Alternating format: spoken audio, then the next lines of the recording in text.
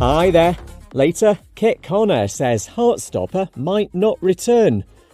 First though, Jussie Smollett, the gay US actor jailed for a hate crime hoax, has had his conviction overturned. The former star of the drama Empire was sentenced to 150 days in 2021, but he was freed after 6 pending an appeal. Prosecutors had argued a homophobic and racist attack against him 2 years earlier in Chicago was staged.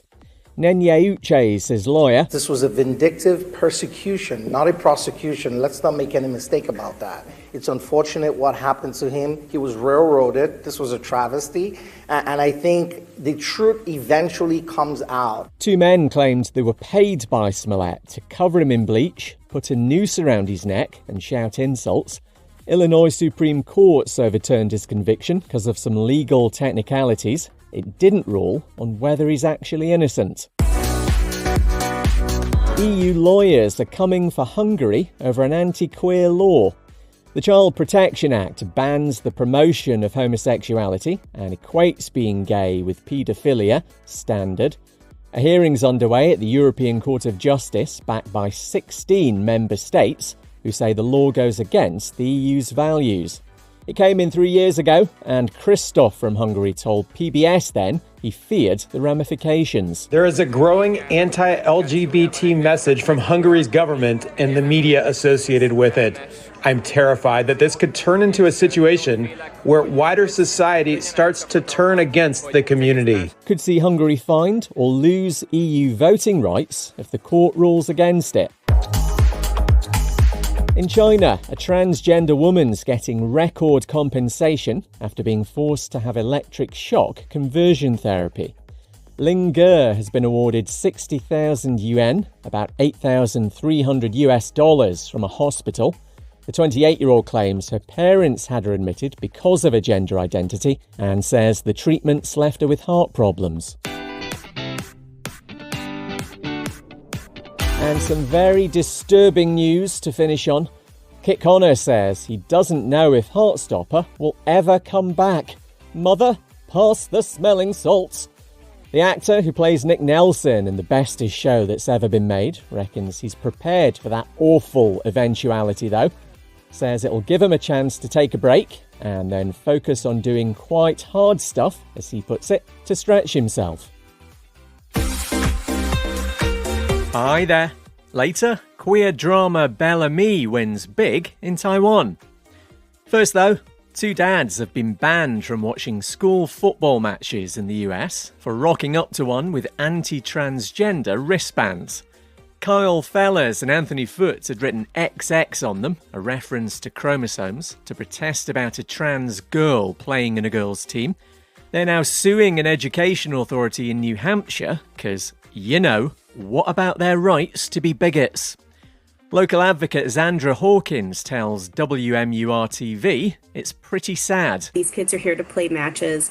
They all want to get on the field and play. So to have adults in the community making it something that it shouldn't be is, just harmful to all the kids on the field. And as a society, we expect more out of adults, especially parents at a youth soccer game. Bow School District says it has to protect kids from harassment. A man who didn't get enough attention as a child has allegedly made a Nazi salute at a transgender rights event.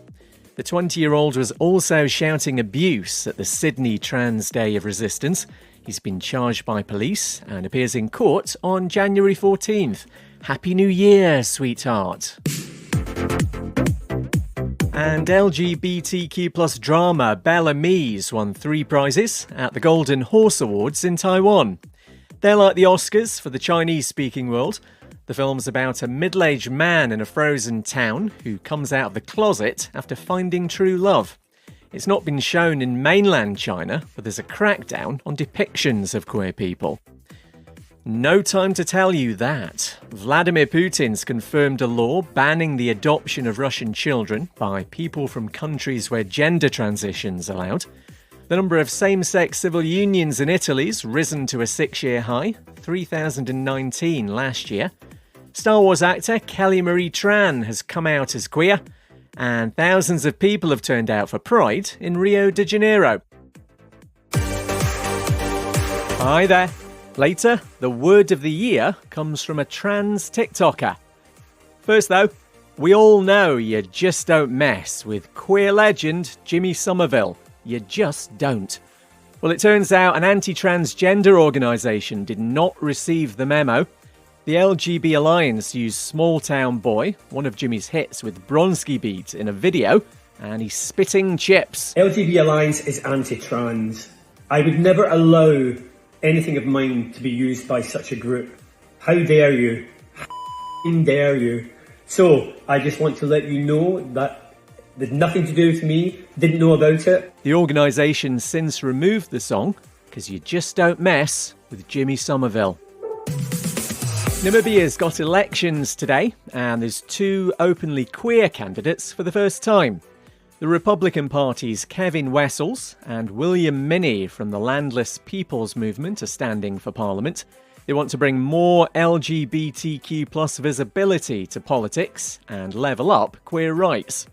Gay sex was legalised in the southern African country in June, but hate crimes are increasing there. And demure is Dictionary.com's word of the year. It went viral because of trans TikToker Jules LeBron, with a 1,200% increase in its use online since August.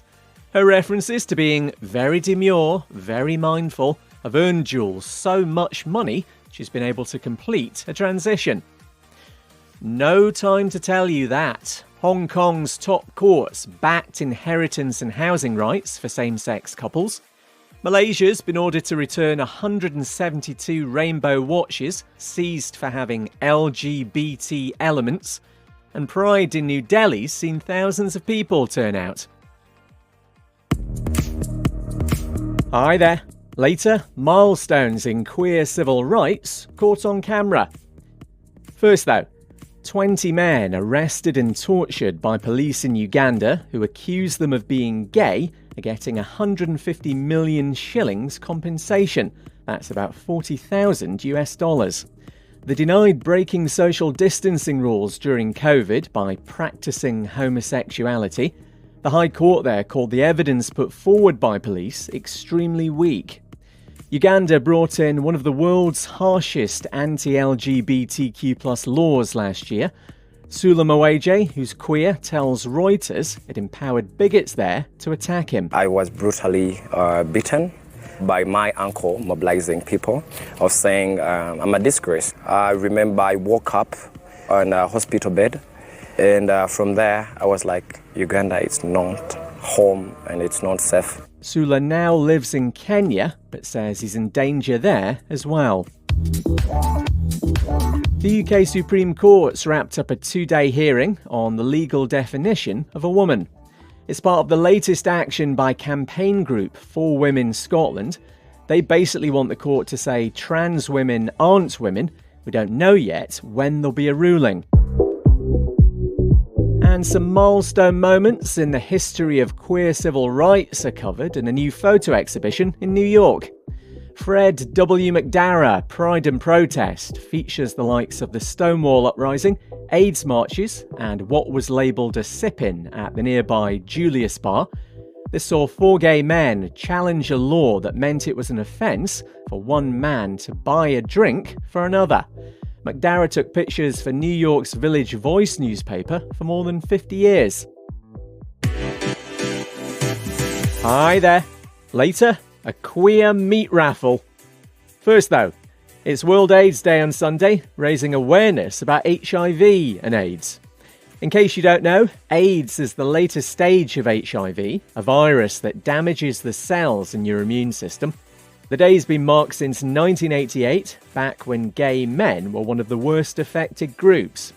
This year's theme is Take the Rights Path, as United Nations Secretary-General Antonio Guterres explains. 1/4 of the people living with HIV, more than 9 million people, lack access to life-saving treatment. This year's World AIDS Day reminds us the fight against AIDS can be won if leaders take a rights-based approach to ensure that everyone, especially the most vulnerable, can get the services they need without fear. And if you want to know about how the red ribbon symbol for HIV awareness came about, Listen to our Pride Daily special from last December 1st.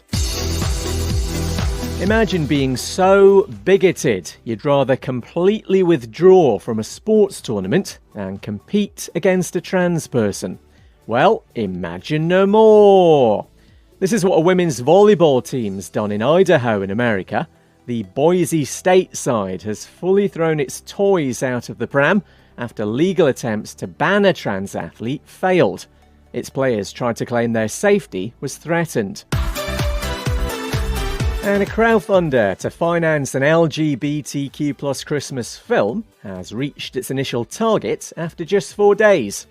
Meat raffles about a closeted single father trying to impress his son by rigging a prize draw to win a turkey.